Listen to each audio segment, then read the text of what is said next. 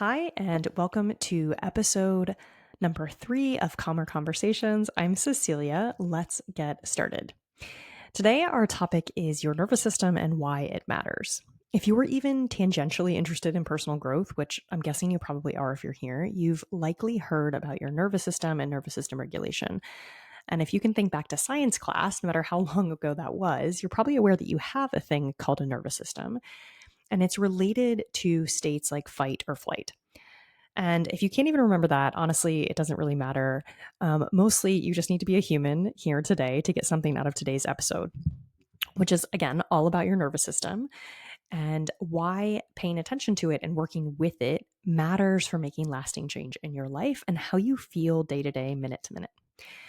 A lot of personal growth focuses on mindset work, that is, understanding and working with the thoughts that you have. And that's really, honestly, very huge, important, life-changing work. It's a big part of what I do. It's what we've talked about on the first 2 episodes, working with and understanding your brain. But here's the thing.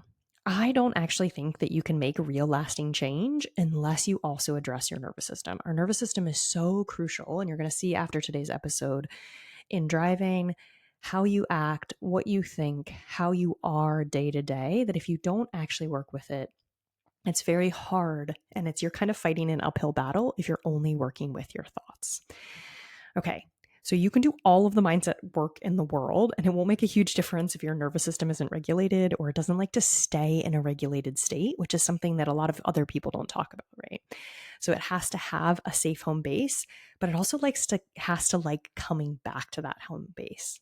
This is why in the work that I do, I combine mindset and mindfulness, or you could think of it like cognitive science and nervous system regulation, or thought work and yogic wisdom to support you and your whole being as you make changes and to make sure that those changes stick. In the past 2 episodes, we've addressed your brain. So before we get too far into this podcast, I thought it was important to spend some time with the nervous system. After today's episode, you're going to walk away with some background information on your nervous system, why your nervous system matters to you in your life. And then in a later episode, you'll learn about your nervous system defaults and how to start changing those. So with all the episodes, I hope this one brings some relief, provides some possibility for change, gives you some tips on how to kind of maybe even just work with yourself. As with all episodes, I hope this one brings some relief, provides some possibility or hope for change, and also helps you see how starting to bring awareness to what's happening in your body is actually one of the keys to starting the change. Also, you're not alone. What's happening in your nervous system is happening for a lot of other people. You're not broken. There's just a piece of you that you never really learned to work with or care for that matters greatly in your day-to-day life. All right, so let's dive into the content. First, I also want to say that I'm approaching this from a coaching perspective and not as a neuroscientist. So this is a simplified approach. You're not here to pass an anatomy or physiology test. You're here to learn about you and why this matters if you want to feel different or make changes in your life. Okay, you can think of your nervous system as your brain or parts of your brain, your spinal cord, and a whole bunch of nerve fibers that travel throughout your body sending and receiving messages. Within your nervous system, you have the autonomic nervous system and the somatic system. The somatic nervous system involves things that you can consciously sense and do. So if you think about raising your arm, or you think about looking at your watch and moving your arm to do that. The autonomic nervous system is a control system that acts largely unconsciously and regulates your bodily functions. We are primarily focusing on the autonomic nervous system today. This system is always on, and it regulates things like heart rate, blood pressure, respiration, digestion, sexual arousal. It regulates everything that you do. And most importantly for this conversation, it's always scanning your body, your environment, and relational cues from people around you for signs of safety and danger. Your nervous system is part of your safety defense system, and it is crucial for your survival. All of this safety danger stuff and your autonomic nervous system is happening behind the scenes, right? So you're not having to tell your nervous system that things are different and it should adjust your pupil dilation or your blood pressure. It's doing this without you noticing, right? With you actually not interacting consciously. So it notices that look on your boss's face and it makes an interpretation, or if it's sensing unusual heat through your skin or sees a rope at dusk and you think it's a snake, you might jump, or you smell the comforting smell of your favorite food. It's all reacting to these things. It's always adjusting. It's always saying you're safe or you're in danger. So it's assigning you to one of two states, that's safety or danger. At this point, I think it's helpful to know that your nervous system is really amazing and complex, and it isn't really great at differentiating between a 5-alarm fire in the moment and the time you burned your toast 3 years ago. That is, it really only knows those two states, danger or safe, and it doesn't have a concept of time.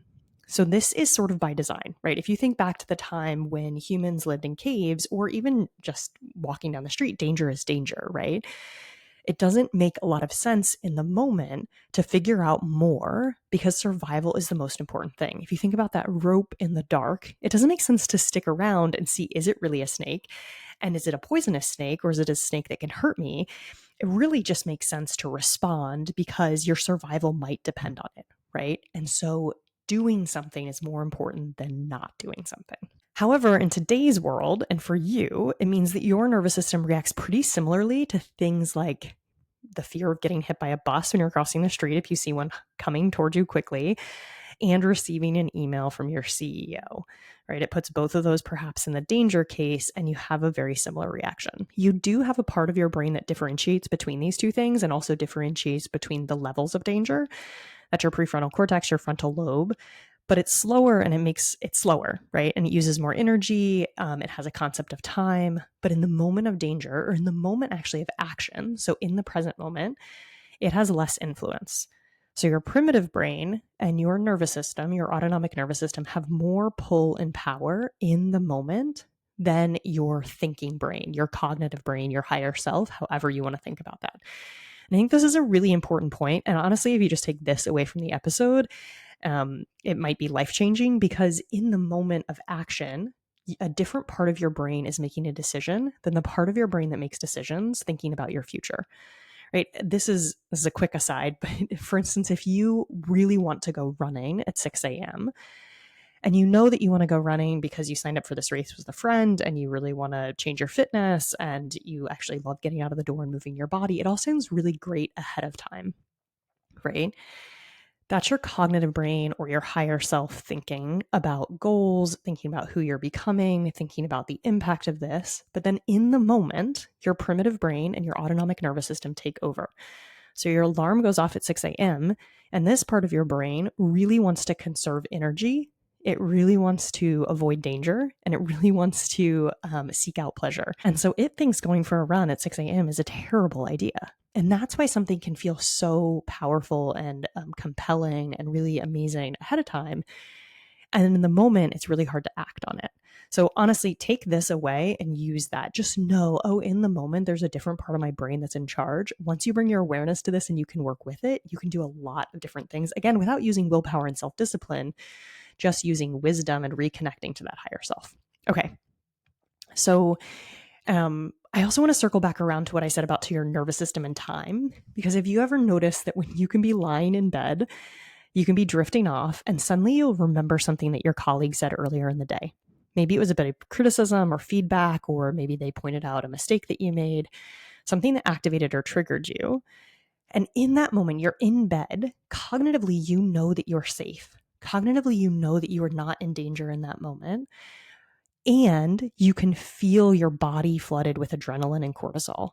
You can feel yourself get activated. You can actually say, all right, I guess I'm not sleeping right now, right? You're up and spinning and spiraling. So that's what I mean when I say your nervous system, the autonomic part of your nervous system and the primitive part of your brain doesn't have a sense of time and can't really differentiate between what has actually just happened in the moment and what you're thinking about, right? So you thought about this piece of criticism and it triggered you in the same way that happened in the moment. Again, this is really powerful to know the power of your thoughts and know how your thoughts actually interact with your nervous system. So your brain, that part of your brain and your nervous system, they don't know about time, but they don't also know about a thought about something versus the real thing. It's reacting as if the danger is happening right now. Your nervous system says, you must be in danger. You're thinking these thoughts. We have to protect you. And so then you start to get activated because your first line of defense is you get activated when you sense danger, right? The adrenaline starts going, your blood pressure changes, your pupils dilate, different things happen in your body physiologically. You stop digesting as well, honestly. And being asleep when you're in danger isn't usually a good idea. And so your brain isn't going to let you sleep, right? It's saying like, you need to get up, you need to do something about this. And very often, the only thing that we do about something like that anyway is we spiral in our head. And so that's why you might lie awake thinking about something for a long time. So when you're not in danger, sometimes what happens is your nervous system misreads these cues and gets activated, and you get assigned to the danger state that's maybe not the most helpful for you in the moment. This state, the danger or safe state, determines how you perceive everything around you, how you interpret what your partner said, how you show up for your kids or your friends. It determines how you show up for the problems in your life and how your brain interprets that unfinished laundry or the grant you didn't get or your full email inbox. It impacts your capacity to celebrate, to rest, to grow, to show up as you. So your nervous system is extremely important in how you feel and who you are in your life. Right. So if you started this episode thinking like nervous system, blah, blah, blah, like I don't think I need this, just know that it impacts everything that you're doing because it's putting you in the safe or danger state. The cool thing, and I'm just going to say this quickly now, is that you can interact with it consciously, even though it is a less conscious part of you. So is this starting to land? Is it starting to make sense why it's important that you pay attention to your nervous system and you start to bring your awareness to what's happening there? All right. If it is, you should say it is. Again, this helps you to absorb the information that you're hearing here instead of just have it be a passive learning exercise. You might also start to maybe say to yourself right now I understand why I want to pay a little bit more attention to my nervous system. So here's some other helpful things to know. Within your nervous system, your autonomic nervous system, there are two different kind of states. That's the sympathetic and the parasympathetic. The sympathetic is usually called fight or flight. Now we've added freeze, fawn, and flock. So all the F's are over in the sympathetic state. These are actions that different people might be predisposed to, or responses people might be predisposed to when their nervous system assigns them to the danger state. So you might even right now pause and ask, when I feel like I'm in a danger state, which of those do I go to? Right? I might fawn, which means people please.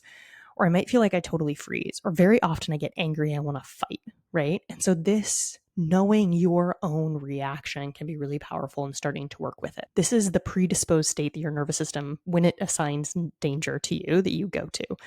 It's the hyper-aroused state where you might feel angrier or more defensive or on edge, or like you really need somebody to like you, or you really need to go into that people-pleasing mode so that you will feel safe, right? If you spend a lot of time in this aroused state, your nervous system and endocrine system can get a little worn out and you can default into a hypo state or conserving state. Your nervous system says, listen, we've tried to fight, we've tried to flee, we're running out of steam here, we've got to shut down and conserve energy.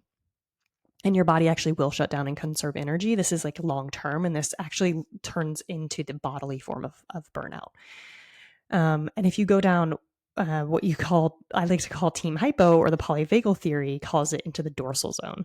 So if you go down that hypoarousal state for a long time, the polyvagal theory calls this the dorsal zone. It's the zone where you're trying to conserve energy, where you feel kind of shut down. The parasympathetic nervous system, the autonomic nervous system, and the parasympathetic response is associated with resting, digesting, creating, connecting, and cognitive thinking. Okay. And also change, honestly. So if you want to change, if you want to have great digestion, if you want to be more creative, if you want to connect with yourself and others and think more cognitively, you need to spend more time in the parasympathetic response than in the sympathetic response. This is being assigned to the safe category, and it allows you to be at your best. It allows you to be at your higher level of thinking, at creating, at being with loved ones and loving yourself. If you do have digestive issues, this can also help relieve those in some ways. It's not a cure-all, but it can also help. This is when you're curious, compassionate, switched on. It's when you probably feel most like you, and it's probably where you like to spend the most time. Related to the sympathetic response and parasympathetic response is something called the zone of tolerance. And the polyvagal theory, your vagus nerve is the one that innervates your torso, by the way. I don't think I mentioned this earlier.